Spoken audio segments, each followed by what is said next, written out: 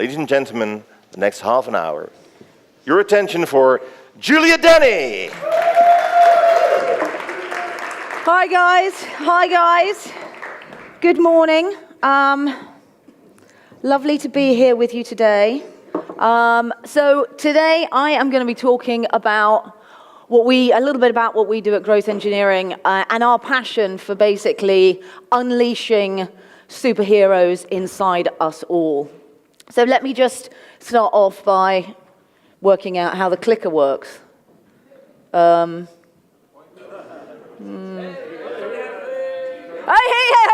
here we are. Whoa, right. Woo, got it. Here we go.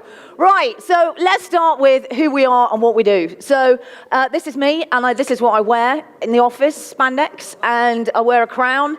And the rest of the guys, they're just in their normal clothes at the moment, but usually they're wearing capes.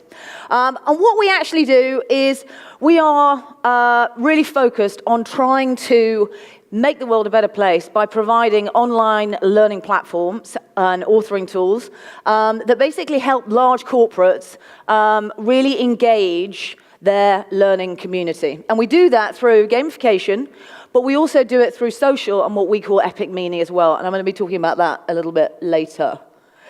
So here is our nemesis, okay? This is Dr. Dull. So you have probably met him in organizations and client organizations that you have been into, okay? So what happens is, okay, an email goes out. Today is the day we're going to launch compliance, the e-learning training. And it goes out, and basically what happens is this guy creeps up into the office, gets onto people's desks, and they're there doing their job. Suddenly compliance e-learning comes, and they go... Or what they might do is literally grab the nearest stapler, put it to their head, and staple themselves in the head. That is also how we can attack. So this is our nemesis, and this is basically what we are trying to get rid of, Dr. Dull. And this is the state of play, okay, in the learning tech space. So 98% of all compliance training fails to make any impact on behavior whatsoever, okay? So to be honest with you, it's a kind of an easy thing for us to move that dial slightly. That was a big piece of research by a company called SAI Global. The other thing is only 15% of organizations, are even vaguely satisfied by their learning platform and by the content that their learners are getting. And obviously, if they are not happy, what's going to happen is you're not actually going to have any change in behavior, and that's essentially what's happening. The other problem is that we have in the learning spaces is we seem to have this perception that all the people that went into L&D didn't actually go into learning and development to actually try and change culture, to actually try and train people up so that they could do their jobs better. Really, secretly, why we all went into L&D is because we wanted to be a SCORM policewoman or policeman. That's the kind of the lie that we tell ourselves. So currently, the state of play in most L&D departments is nothing to do with, I want to make the world a better place, I want to basically increase performance, I want to get highly... It's not. It's the board wants me to produce a SCORM report which says who's done compliance training. And that's going to fundamentally change the way we learn. But as we know, being L&D professionals or being in that space, that's not true, okay? Because of this lovely little curve called the forgetting curve, and I'm sure you're all very familiar with it, which means that this time next week, everything that I am saying to you now, you will have forgotten, okay? So what we need is constant reinforcement. But of course, if you hate doing something once, you're not going to want to do it again and again and again. So the whole point of trying to create learning technology that people love is so that we can do our job better and we can move that. So one of the things that we do is obviously we focus very heavily on gamification. And we've had a lot of gamification bashing, over the conference. But the good news, as far as we're concerned, is that the majority of learning technologies out there don't use gamification. And so those learning platforms like ourselves that do have an element of gamification, even if it's very simple gamification, ours is quite advanced, people do generally like it more than systems that aren't gamified. So using all of this means that we are able to improve what impact we actually make on our customers.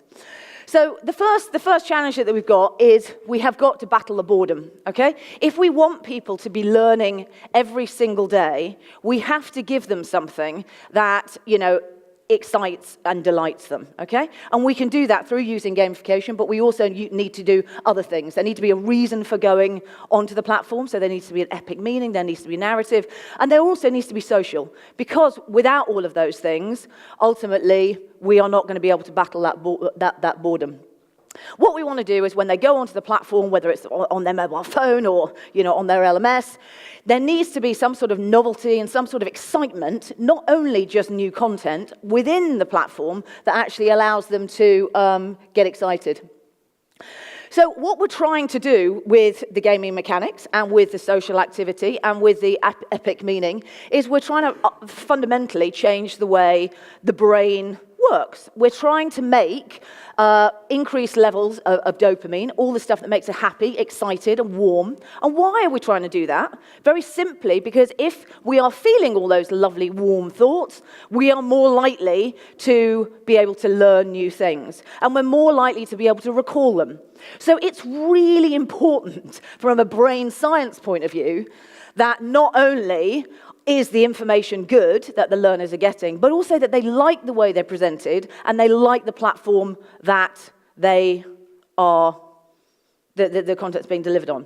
And unfortunately, within the learning tech space, there are very, very few organizations, when I'm speaking at learning tech conferences and I say, right, how many of you love your LMS in a room this size? I'm going to say maybe one hand might go up. So the state of play out there is not great. People are not loving their learning.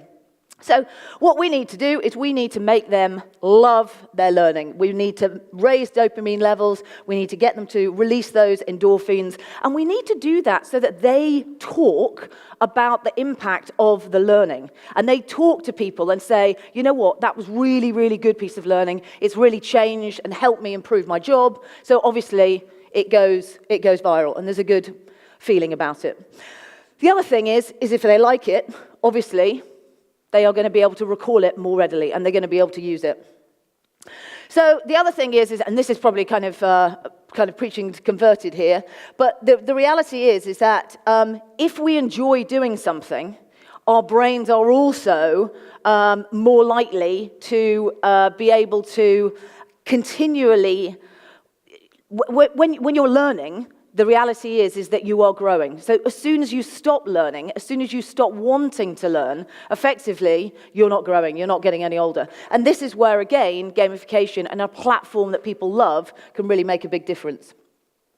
So great gamification really has to have a couple of things. We've obviously talked about leaderboards, we've talked about badges, we've talked about those types of things. But in order to really work for corporates, it needs to be specific to those, to that corporate that we're delivering out to. So a good example of this could be, let's say we're doing something for Hard Rock Cafe. So Hard Rock Cafe have one of our platforms. The way we would deploy gamification for them would be very different than the way we do deploy gamification for L'Oreal or for HP.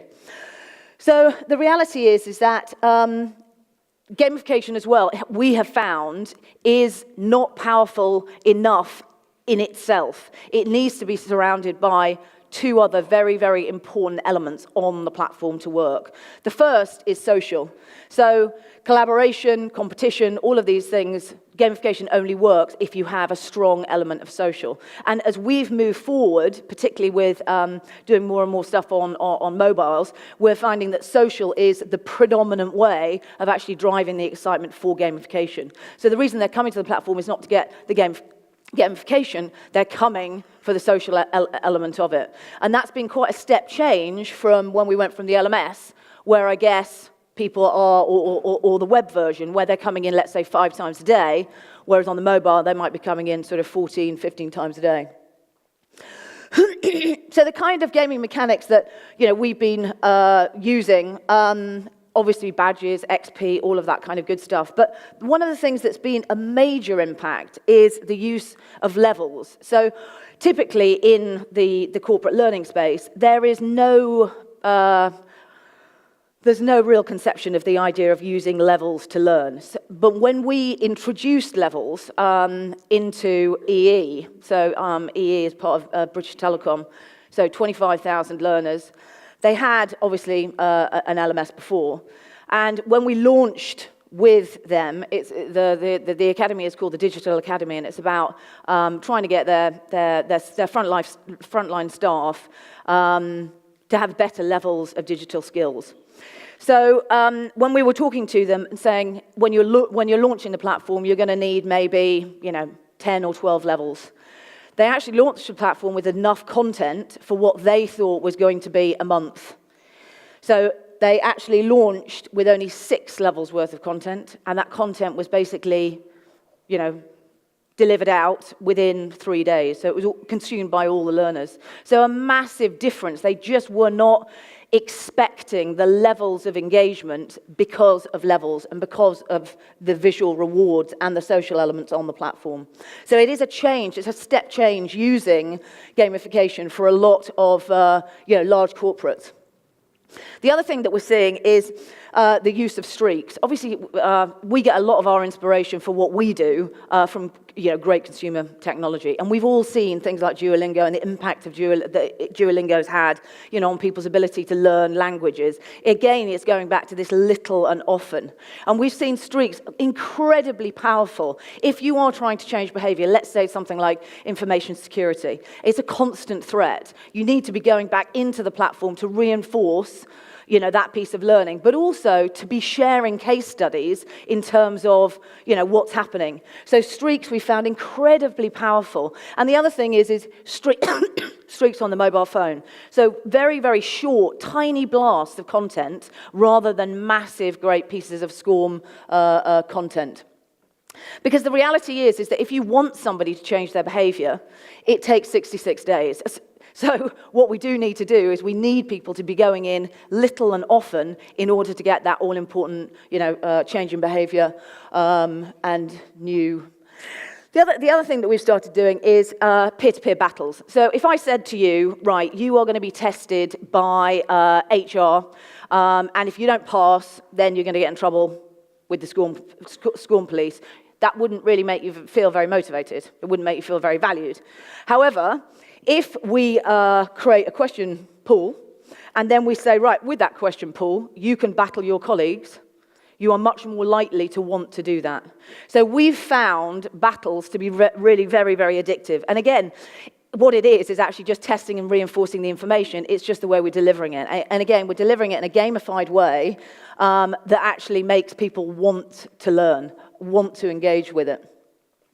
The other thing that we're really trying to do is we're trying to challenge people to ensure that they're actually applying the new behavior. So one of the things, how many of you are familiar with Bloom's taxonomy? Great, there's some. So Bloom's taxonomy is a taxonomy which allows us to understand how we get learning to stick, okay? And it starts off with, I'm going to transfer knowledge to you, then I'm going to test it, then you're going to comprehend it, then you're going to analyze it, and then you're going to build on top of it. Roughly, that's what it is. What we're trying to do with challenges in typical learning technologies, there isn't any way of the learner being able to actually show how they're applying that new knowledge. So one of the things that we're trying to do with challenges is very simply on your mobile phone, be able to say, right, you've just had this new piece of content that for a new product, or tell us about something that happened when you had a phishing attack, and they can literally just go straight to their mobile phone, record it, upload it into the community. So again, we are trying to, take our inspiration from great, consumer technology out there and put it into a business-to-business platform. The other thing that we're absolutely loving is the whole idea of treasure hunts. So treasure hunts are particularly useful for getting people to have a really, really good experience in induction. So, here what we're trying to do is we're trying to say, look, you've got 60 days to meet the organization, to meet key people. You can take videos of them, you can have chats with them, but ultimately you are working through your induction in a creative and a playful way. And so, this is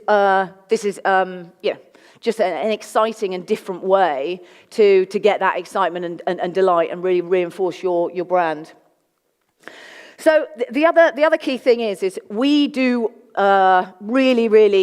we've had huge success with delivering out a more gamified approach, to learning. So, there have been a lot of speakers here that, really have been a bit negative in terms of gamification. But what we've seen delivering out large-scale projects to global organizations, our clients are, usually operate in, 10 or 20 different countries in 17 different languages. What we see is that by introducing gamification, it's far, far more successful than not using it. So people say, oh yeah, but leaderboards, not everybody will like them. No, not everybody will like them, but more people will like them than not. So, gamification is not always done brilliantly. Yes, you need to obviously reinforce the brand and the epic meaning and the vision and values of the organization you're delivering out to. But fundamentally, we have seen massive increases between those platforms that aren't gamified and those platforms that are. The other element is that gamification on its own does not work without social. So social is obviously a big movement within the learning space anyway. And partly it's because we are social creatures. And if we are not able to reinforce that learning, then fundamentally, you're not going to get a change in behavior anyway.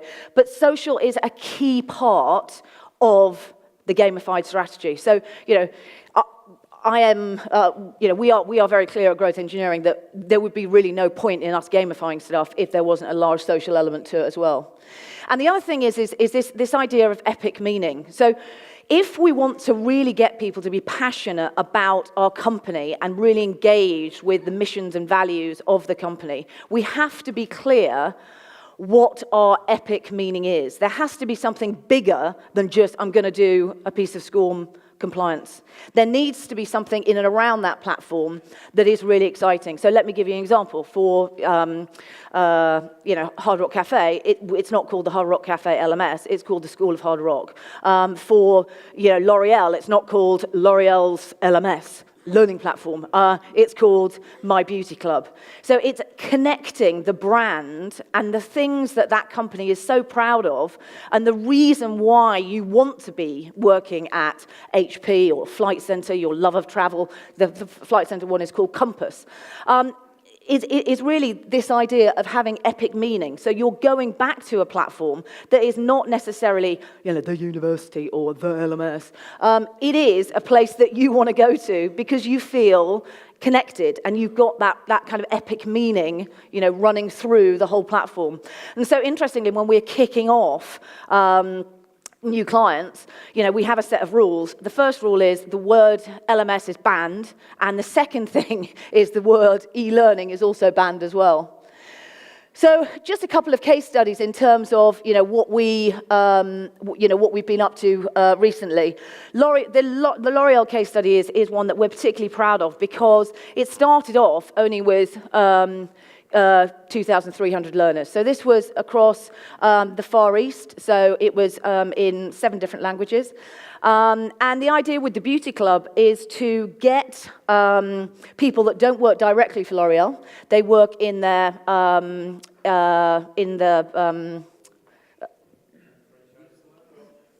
shops, stores, duty-free in the airport.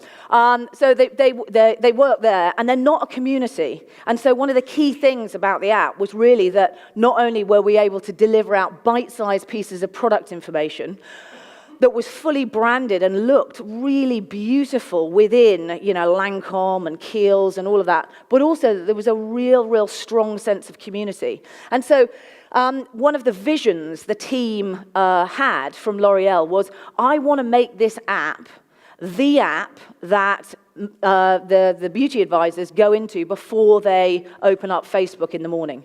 And that's pretty much exactly what has happened. So this is their way of creating that community. And of course, it is fully gamified. And because it's been a success in Asia, it's now rolling out across Europe and the UK.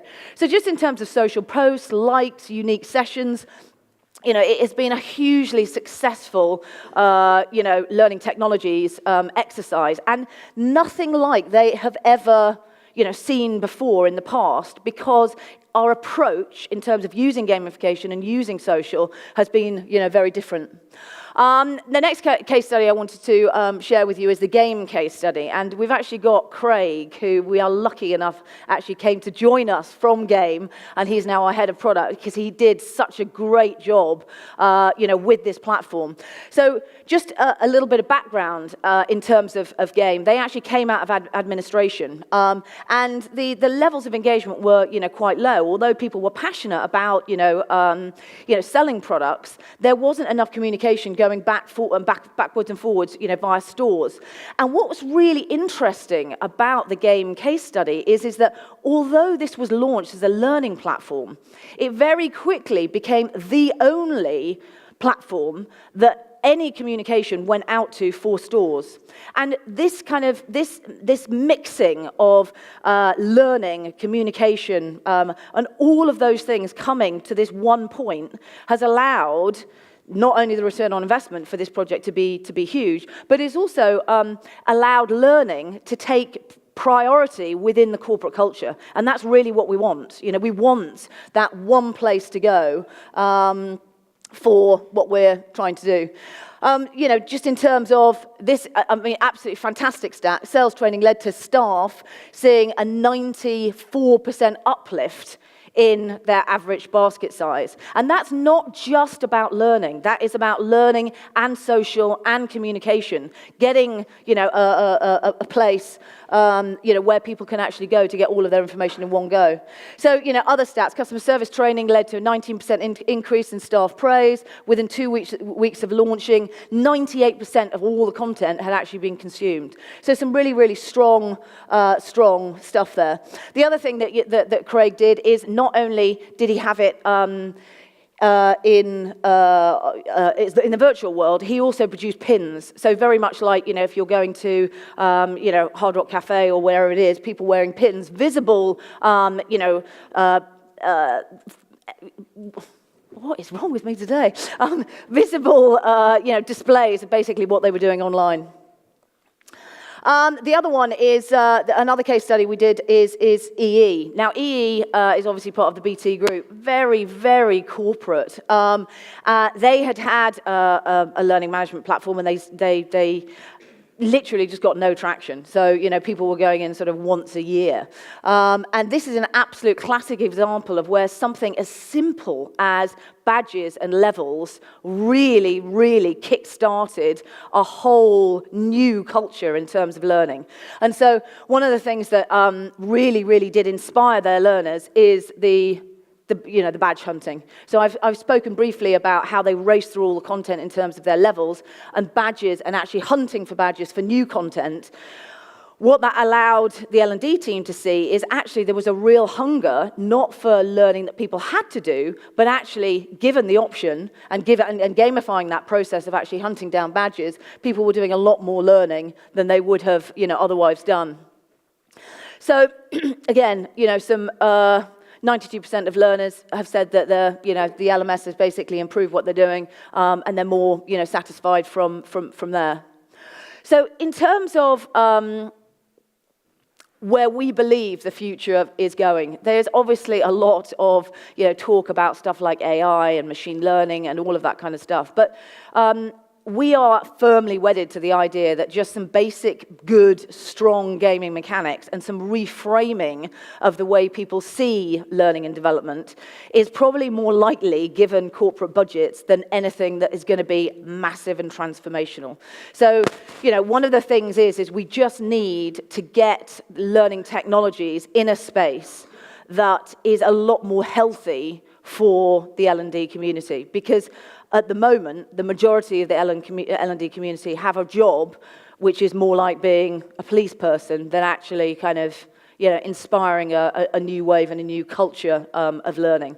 So in terms of the future, our focus is very much to carry on driving gaming mechanics, to carry on trying to give those gaming mechanics and put those options into the hands of our clients so that they can use the right gamification elements, and we can obviously help and advise them. But ultimately, we can make that journey for them constantly exciting, new, and relevant. So, in conclusion, in terms of where we feel we need to stick to, we've got to go back to the basics of the way the brain works. And we know that gamification is a really, really good way of making the brain want to do something that currently maybe it doesn't want to do, like compliance training. But ultimately, if it's not grounded in brain science, ultimately, if it's not grounded in the way we know people learn, it doesn't really, gamification or, big data or AI, all of this is totally and utterly irrelevant if we're not actually having any impact on behavior itself. So that is it from me. Apologies for my slight cough and my doziness at times, but anyway, that's me. Any questions? Yeah, yes, let's start with the applause. Oh. We haven't got time for questions, have we? We haven't got time for questions. No. The big master allows questions, so it's up to this guy. Thank you. That was really interesting. I'm really interested because I'm coming from a learner perspective as well in terms of engaging students in particular. I'm very interested in what you said about people being motivated socially to record their experiences and upload them. Did you find there was a lot of take-up with that kind of option in the game? I mean, it really depends on the kind of culture that you've got on the platform itself. So let me give you an example. Hendrick Auto, they're a big kind of auto dealership. They've got about 60,000 on the platform in the US. They have quite a hierarchical culture. So the people that would upload videos there are their CEO and their senior management team. It's unlikely you would get videos being uploaded by people in the store. Contrast that with our friends at L'Oreal, who literally will upload 7 or 8 times a day pictures of their cats, what shoes they're wearing. It's very much about what kind of culture that organization has and also what is expected of the learner community. So obviously using XP, using rewards, using recognition, using status, using levels, using all of these things, you can, create what you want to see. So yeah. Thank you for sharing the case studies. I was wondering, because you showed some retention in the first 2 weeks, or people who have completed the first challenge, do you also have some results on the retention on longer periods of time and how you did it? So as an organization, we've been going for about 14 years. So our client, the longest we've had very, very large corporate clients is about 7 years. In terms of the long-term trends, it really is about the content strategy and the social strategy. So what you need to have is a constant, flow of good quality content in order to keep that engagement level up. What we do know is that the platforms that we have put out there, it's very difficult for our customers to swap them out because there aren't other platforms that have that same level of engagement. But the key to success is not necessarily the tools, it's how you deploy those tools. So the levels of engagement, for example, on the Compass Flight Center platform, which is a flight center versus L'Oreal, is markedly different because the way they deliver out their content is very different. So with L'Oreal, it's little and often. So they have micro quests that go out, 3 a week. They have battles that they're constantly battling. They have daily challenges, and they have social posts that are going out the whole time. So it's run much more as a social network than it is an actual learning platform. Whereas the Compass platform, they come from a more traditional L&D kind of environment, and they are pushing out large pieces of swarm, so their engagement levels are lower. So it really depends on the quality of the, but ultimately it's, you know, it's how you drive the car rather than the car itself. Thank you. If you have any more in-depth questions, you can find Juliette and her team just outside. They'll be here the rest for the day. Thank you again, Juliette Denny. Yeah. Woo.